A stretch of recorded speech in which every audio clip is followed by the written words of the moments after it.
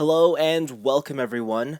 I'm Type V3 and this is the 1 to 144th scale high-grade Wing Gundam Fenice, the Italian dandy's signature mobile suit from Gundam Build Fighters. Upon first glance, the Wing Gundam Fenice can only be described as nostalgia with a twist. It takes one of the most recognizable Gundam designs, chops off half the armor, and then throws on the colors of the Italian flag. It's a bizarrely fun look that this high grade pulls off considerably well. Proportions and sculpting are in line with the anime model, and although color separation is simple, it remains present in every area where it's needed.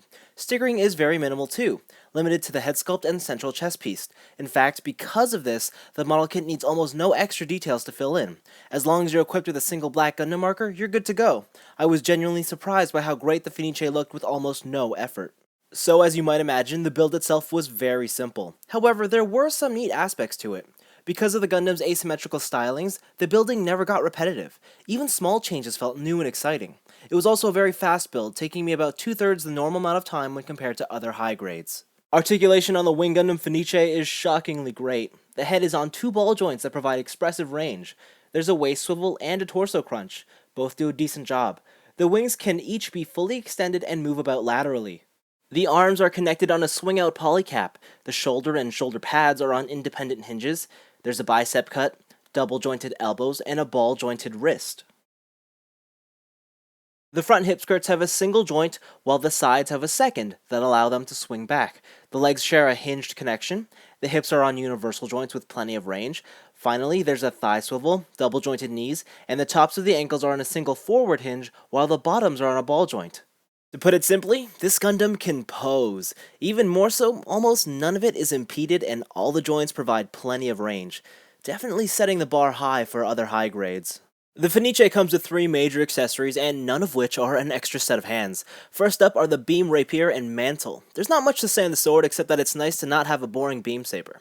As for the mantle, it's super cool. I love seeing unique extras like this.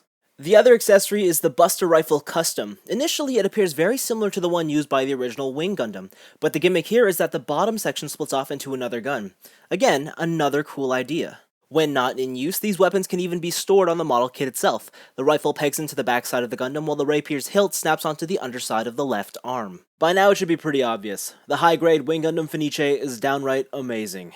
This model kit delivers in almost every aspect. Aesthetically, it's just about perfect and requires little effort to get it screen accurate. It's a solid build, and I was caught off guard with the high level of posability.